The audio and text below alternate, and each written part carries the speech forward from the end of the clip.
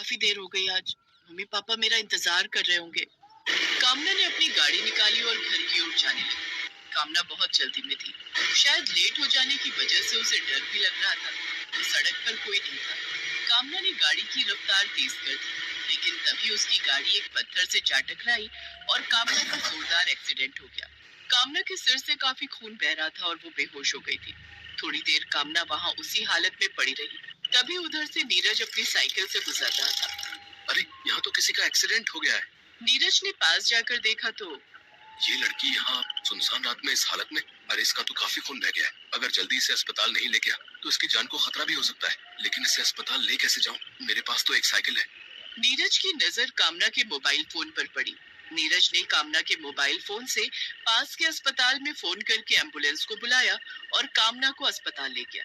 वहां डॉक्टर ने कामना की हालत देखकर कहा, एक्सीडेंट में इनका सर बुरी तरह से जख्मी हो गया है। अगर जल्दी ऑपरेशन नहीं किया गया तो हम इन्हें नहीं बचा पाएंगे। डॉक्टर साहब, आप इनका ऑपरेशन कर दीजिए। ठीक है, आप इनके हस्बैंड है ना? इस फॉर्म को भर दीजिए।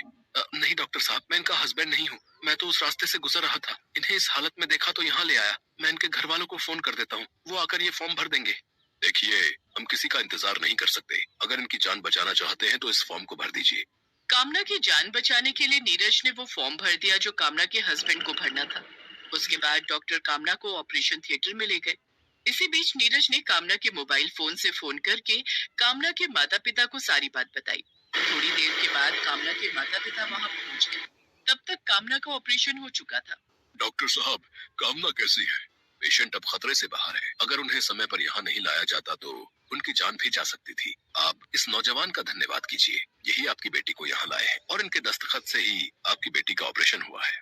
कामना के माता पिता ने नीरज को सर से पैर तक घूरा। नीरज को देखते ही वो समझ गए कि नीरज बहुत गरीब है। उन्होंने नीरज का धन्यवाद तक नहीं किया। अच्छा, अब मैं चलता हूँ। ईश्वर की कृपा से कामना जी जल्दी स्वस्थ हो जाएंगी। नीरज अपने घर आ गया। कुछ दिनों के बाद कामना को भी अस्पताल से छुट्टी मिल गई, लेकिन अस्पताल के डॉक्टर ने कामना को नीरज के बारे में सब कुछ बता दिया था। कामना अब उसी जगह पर जाकर नीरज को ढूंढने लगी। एक दिन उसे साइकिल पर नीरज जाता हुआ दिखाई दिया। कामना ने उसे रोककर कहा, आप ही नीरज है ना?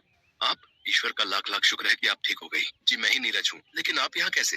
मैं आपको कब से ढूंढ रही हूँ। आज मेरी ये जिंदगी आप ही की देन है। मुझे डॉक्टरों ने सब कुछ बता दिया है कि कैसे उस दिन आपने मेरी जान बचाई और मेरे हस्बैंड की जगह साइन करके मेरा ऑपरेशन करवाया।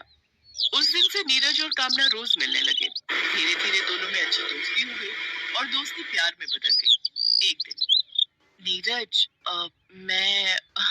मैं तुमसे शादी करना चाहती हूँ। लेकिन ये कैसे हो सकता है कामना? तुम बहुत अमीर हो और मैं बहुत गरीब। तुम एक मल्टीनेशनल कंपनी में इंजीनियर हो और मैं एक सोसाइटी में मामूली सा गार्ड हूँ। 12,000 रुपए मेरी तनख्वाह है। तो ठीक है ना, 50,000 मेरी तनख्वाह है। दोनों के पैसे मिलाकर घर तो चल ही जाएगा। कामना, मेरा घर बहुत छोटा है। घर में माँ बाबूजी और एक छोटी बहन भी है। उन सबकी जिम्मेदारी मेरे कंधों पर है।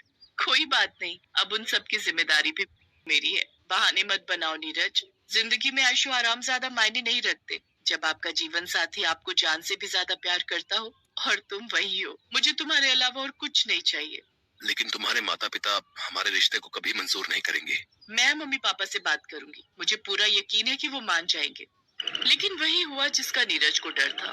कामना के माता पिता इस रिश्ते के लिए बिल्कुल भी तैयार नहीं थे, जिसके बाद कामना और नीरज ने मंदिर में शादी कर ली।